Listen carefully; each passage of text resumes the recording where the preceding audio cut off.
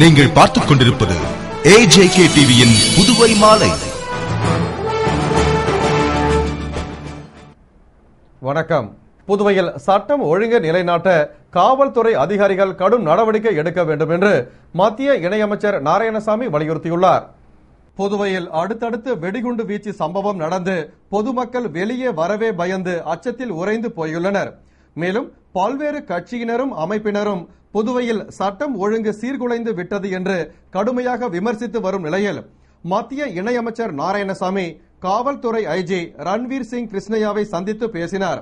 அப்போது அவர் புதுவையின் சட்டம் ஒழுங்கு பற்றி பேசியதாக கூறப்படுகிறது. சந்திப்பு முடிந்தபின் மத்திய இணையமைச்சர் நாராயணசாமி செய்தியாளர்களிடம் கூறுகையில், புதுவையில் பட்டப்பகலில் காவல்துறை கட்டுப்பாட்டில் இருந்த ஆயுள் தண்டனை கைது வெடிகுண்டு வீசி கொல்லப்பட்டான். இதனால் பொதுமக்கள் அதிர்ச்சியில் உறைந்துள்ளனர். இச்சம்பவத்தில் போலீசார் கையில் துப்பாக்கி இருந்தும் ஏன் அதனை தடுக்க முன்னெச்சரிக்கை எடுக்கவில்லை என்ற அவர், மேலும் இச்சம்பவ பரபரப்பு அடங்குவதற்குள் அடுத்தடுத்து 2 வெடிகுண்டு வெடிப்பு சம்பவங்கள், மொத்தத்தில் புதுவையில் சட்டம் ஒழுங்கு சீர்குலைந்து வன்முறை பெருகி ரவுடிகள் ராஜ்யம் நடைபெறுகிறது. இதனை தடுக்க அரசும் காவல்துறையும் நடவடிக்கை எடுக்காததால் பொதுமக்கள், வியாபாரிகள், தொழிலதிபர்கள் தன்னை தொலைபேசியில் தொடர்பு கொண்டு உரிய நடவடிக்கை எடுக்கும்படி கேட்டுக்கொண்டதால் காவல்துறை ஐஜியை சந்தித்து சட்டம் ஒழுங்கை காக்க காவல்துறையை நவீனப்படுத்த வேண்டிய நிதியை மத்திய அரசிடம் பெற்று தருவதாகவும், கூடுதல் காவல் அதிகாரிகளை நியமிக்க பரிந்துரை செய்வதாகவும், உரிய பயிற்சி அளிக்க ஏற்பாடு செய்வதாகவும் கூறியதாகவும், கடும் நடவடிக்கை எடுத்து சட்டம் ஒழுங்கை நிலைநாட்டி புதுவை மக்களுக்கு பாதுகாப்பு அளித்து அமைதி பூங்காவாக புதுவை மாற நடவடிக்கை எடுக்க வேண்டும் என்று கேட்டுக்கொண்டதாகவும், அதற்கு ஐஜி தான் புதியதாக பொறுப்பேற்று சில நாட்கள் தான் ஆகிறது, இருப்பினும் 25 ரவுடிகள் மீது குண்டர் சட்டத்தில் நடவடிக்கை எடுக்க ஏற்பாடு செய்துள்ளதாகவும், இன்னும் ஓரிரு மாதங்களில் நிலைமை சீராகிவிடும் என்று கூறியதாகவும் தெரிவித்த அவர், இதே நிலைமை நீடித்தால் மத்திய அரசு பார்த்து கொண்டு சும்மா இருக்காது. எனவே அரசு இதுபோன்ற சம்பவங்கள் நிகழாமல் இருக்க பாரபட்சமின்றி நடவடிக்கை எடுக்க வேண்டும் என்று எச்சரித்து கூறிய அவர், மேலும் தமக்கு புதுவை மக்களின் பாதுகாப்பு நலன்தான் முக்கியம் என்று கூறினார். சிறையில் இருக்கின்ற கைதிகள் செல்போன் மூலமாக தொழிலதிபர்களையும் தொழிற்சாலை அதிபர்களையும் மிரட்டி லட்சக்கணக்கான ரூபாயை அவர்கள் பெறுகின்ற நிலை ஏற்பட்டிருக்கிறது. இந்த நிலையை மாற்றுவதற்கு இந்த அரசு எந்த நடவடிக்கையும் எடுக்கவில்லை. ஆகவே புதுவை மாநில மக்களுடைய பிரதிநிதி என்ற முறையில் நான் இன்று காவல்துறையுடைய தலைமை அதிகாரி அழைத்து அவரிடம் விளக்கமாக இது போன்ற சம்பவங்கள் நடப்பதற்கு காவல்துறை ஏன் பார்த்து கொண்டிருக்கிறது என்ற விளக்கத்தை அவரிடம் நான் கேட்டேன். அவருக்கு சில கருத்துக்களையும் நான் கூறியிருக்கிறேன். குறிப்பாக மத்திய அரசிலிருந்து உங்களுடைய காவல்துறையை நவீனப்படுத்துவதற்கு, காவல்துறை அதிகாரிகளை அதிகமாக கொண்டு வருவதற்கு, அது மட்டுமல்லாமல் காவல்துறையினுடைய பயிற்சியை சரியான முறையில் காவல்துறை அதிகாரிகளுக்கு பயிற்சி கொடுப்பதற்கு மத்திய அரசிலிருந்து எந்த அளவிற்கு உங்களுக்கு நிதியுதவி வேண்டுமோ நாங்கள் தருவதற்கு தயாராக இருக்கிறோம்.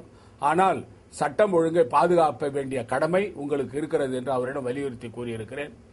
அவரும் எனக்கு வாக்குறுதி கொடுத்து இன்னும் ஓரிரு மாதங்களில் நிலைமையை சரி செய்கிறேன், நான் புதிதாக இப்பொழுதுதான் 2 மாதத்திற்கு முன்பு நான் இங்கே வந்திருக்கிறேன், நிலைமையை சரி செய்கிறேன், சட்டம் ஒழுங்கை நான் சரி செய்கிறேன் என்று எனக்கு உறுதி கொடுத்திருக்கிறார்.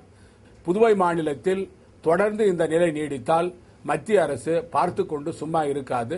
எங்களை பொறுத்தவரையில, காங்கிரஸ் கட்சியை பொறுத்தவரையில இந்த பிரச்சனையை புதுவை மாநில மக்களுக்கு மத்தியில் கொண்டு சென்று இந்த ஆட்சியினுடைய அலங்கோலமான நிலையை, மக்களுக்கு பாதுகாப்பான இல்லாத நிலையை தொடர்ந்து வலியுறுத்துவோம். ரவுடிகளை பிடிக்க புதுவை தமிழக போலீசார் ஆலோசனை கூட்டத்தினை விரைவில் நடத்த திட்டமிட்டுள்ளதாக டிஐஜி சுக்லா தெரிவித்துள்ளார். இதுகுறித்து டிஐஜி சுக்லா கூறுகையில், புதுவை பகுதியில் தொடர்ந்து சில நாட்களில் வெடிகுண்டு வெடிப்பு சம்பவம் நடந்துள்ளதால் ரவுடிகள் மீது அதிரடி நடவடிக்கை மேற்கொள்ள திட்டமிட்டு ரவுடிகளின் வீடுகளில் அதிரடி சோதனை நடத்தியும் பல்வேறு ரவுடிகளுக்கு ஊருக்குள் நுழைய தடை விதித்து வரும் நிலையில் அடுத்த கட்டமாக புதுவை பகுதியில் குற்ற நடவடிக்கைகளில் ஈடுபடும் ரவுடிகள் தமிழக பகுதியில் பதுங்கிக் கொள்கின்றனர் என்பதால் தமிழக புதுவை போலீசார் இணைந்து ரவுடிகளை ஒடுக்குவது தொடர்பாக ஆலோசனை கூட்டம் நடத்த திட்டமிட்டுள்ளதாகவும், இரு மாநில எல்லை பகுதிகளிலும் உள்ள ரவுடிகள் பட்டியல் தயாராகி வருகிறது, மேலும் அவர்களுடன் தொடர்புடையவர்களையும் கண்காணிக்க முடிவு செய்துள்ளதாகவும், மற்றும் வெடிகுண்டு வழக்குகளில் தொடர்புடைய 40க்கும் மேற்பட்ட ரவுடிகளும் கண்காணிக்கப்பட்டு வருகின்றனர். இதில் தீவிரமாக செயல்பட்டு வரும் ரவுடிகள் மீது குண்டர் தடுப்பு சட்டத்தை பயன்படுத்த உள்ளதாகவும், மேலும் வெடிமருந்து பொருட்களை விநியோகிப்பவர்கள் மீது தீவிரமாக கண்காணித்து வருவதாக கூறினார். புதுவை போக்குவரத்து துறைக்கு புதிய எண் தகடு வாங்க வந்த மக்கள் ஊழியர்கள் யாரும் இல்லாததால் அலுவலகத்தை முற்றுகையிட்டு போராட்டம் நடத்தினர். புதுவையில் உயர் பாதுகாப்பு எண் தகடுகள் அனைத்து வாகனங்களுக்கும் போக்குவரத்து துறை சார்பில் வழங்கப்பட்டு வருகிறது. அதன்படி விண்ணப்பித்திருந்த 100க்கும் மேற்பட்டோருக்கு இன்று எண் தகடு வழங்குவதாக அழைப்பு விடுக்கப்பட்டிருந்ததால் போக்குவரத்து துறை அலுவலகத்திற்கு வந்த மக்கள் அங்கு ஊழியர்கள் யாரும் இல்லாததை கண்டு அதிர்ச்சி அடைந்தனர். மேலும் இன்று சனிக்கிழமை விடுமுறை என்றும் கூறப்பட்டது. இதனால் ஆத்திரமடைந்த பொதுமக்கள் போக்குவரத்து துறை அலுவலகத்தை முற்றுகையிட்டு போராட்டம் நடத்தினர். இதுகுறித்து தகவல் அறிந்த முதலியார்பேட்டை போலீசார் சம்பவ இடத்திற்கு விரைந்து வந்து போராட்டம் செய்த மக்களிடம் பேச்சுவார்த்தை நடத்தியும் அதனை ஏற்காத மக்கள் போலீசாரிடம் வாக்குவாதம் செய்தனர். உடனே போலீசார் போக்குவரத்து அதிகாரியை தொடர்பு கொண்டு பேசி வரும் 21ஆம் தேதி எண் தகட்டினை வழங்குவதாக உறுதியளித்தனர். இதனையடுத்து போராட்டத்தை கைவிட்டு பொதுமக்கள் கலைந்து சென்றனர். கல்வித்துறைக்கு 58 கோடி ஒதுக்கி சென்டாக் மாணவர்களுக்கு கல்வி கட்டணம் செலுத்த நடவடிக்கை எடுத்து வருவதாக வில்லியனூரில் நடைபெற்ற விழாவில் முதல்வர் ரங்கசாமி தெரிவித்தார். புதுவை வில்லியனூர் தொகுதி என்ஆர் காங்கிரஸ் சார்பில் முதல்வர் ரங்கசாமியின் பிறந்தநாள் விழா முன்னாள் சட்டமன்ற உறுப்பினர் நடராஜன் தலைமையில் அமைச்சர்கள் ராஜவேலு, தியாகராஜன், பன்னீர்செல்வம் ஆகியோர் முன்னிலையில் நடைபெற்றது.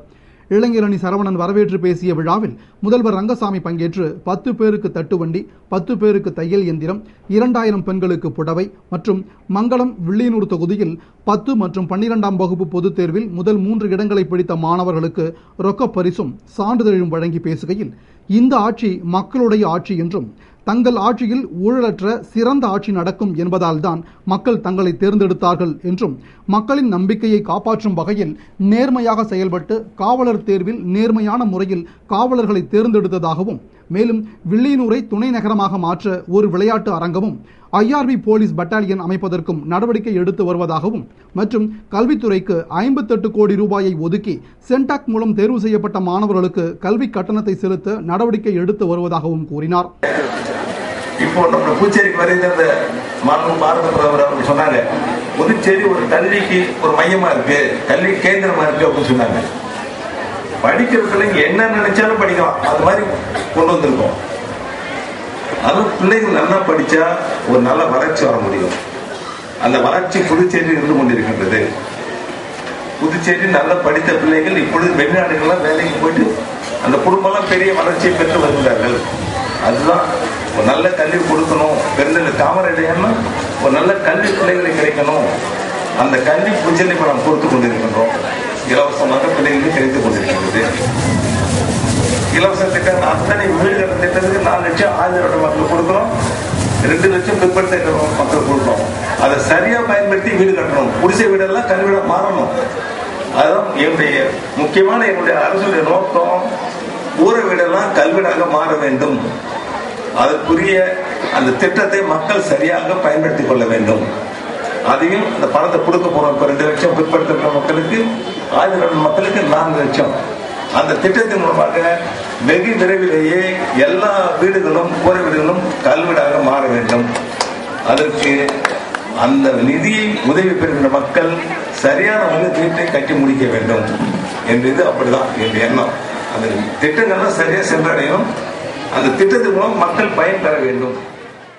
விழாவில் என்ஆர் காங்கிரஸ் பொதுச் செயலாளர் பாலன், சட்டமன்ற உறுப்பினர் கல்யாண சுந்தரம், வாரிய தலைவர்கள் தமிழ்செல்வன், கார்த்திகேயன், மதி, வையாபுரி மணிகண்டன், ரேவதி பர்குணன், பாஸ்கர், ஞானசேகர், சுரேஷ் உள்பட நிர்வாகிகள் பலர் கலந்து கொண்டனர். ரவுடி ஜெகன் கொலை வழக்கில் சரணடைந்து கடலூர் சிறையில் இருந்த 2 புதுவை காலாப்பட்டு சிறைக்கு மாற்றம் செய்யப்பட்டுள்ளனர். புதுவை மரவாடி உரிமையாளர் நரேஷ் பட்டேல் வீட்டில் வெடிகுண்டு வீசிய வழக்கில் விசாரணைக்கு கொண்டுவரப்பட்ட ரவுடி ஜெகனை ஒரு கும்பல் வெடிகுண்டு வீசி கொலை செய்தது. அதில் போலீசார் கைது செய்த 5 பேரையும், திண்டிவனம் நீதிமன்றத்தில் சரணடைந்த 14 பேரையும் நீதிமன்ற உத்தரவுப்படி சிறையில் அடைத்த போலீசார் வரலாறு காணாத பாதுகாப்புடன் நீதிமன்றத்திற்கு அரசு மருத்துவமனையில் மருத்துவ பரிசோதனை செய்ய அழைத்து வந்து காவலில் எடுத்து விசாரணை நடத்தி வருகின்றனர். இதனிடையே தமிழ், டேவிட் ஆகியோர் இவ்வழக்கு தொடர்பாக வானூர் நீதிமன்றத்தில் சரணடைந்து பின்னர் கடலூர் சிறையில் அடைக்கப்பட்டனர். கடலூர் சிறையில் இருந்த அவர்கள் இருவரையும் புதுவை போலீசார் பாதுகாப்பாக புதுவைக்கு அழைத்து வந்து நீதிபதியின் உத்தரவுப்படி காலாப்பட்டு சிறையில் அடைத்தனர். இவர்களையும் சேர்த்து இந்த வழக்கில் 21 பேர் சிறையில் அடைக்கப்பட்டுள்ளனர். புதுவை குமரகுருபள்ளம் குண்டுவெடிப்பு வழக்கில் 2 ரவுடிகளை போலீசார் கைது செய்தனர். மேலும் தலைமறைவான ரவுடியை தேடி வருகின்றனர். புதுவை குமரகுரு பள்ளத்தில் மறைத்து வைக்கப்பட்டிருந்த வெடிகுண்டை பந்து என நினைத்து சிறார்கள் விளையாடிய போது குண்டு வெடித்து 2 படுகாயமடைந்தனர்.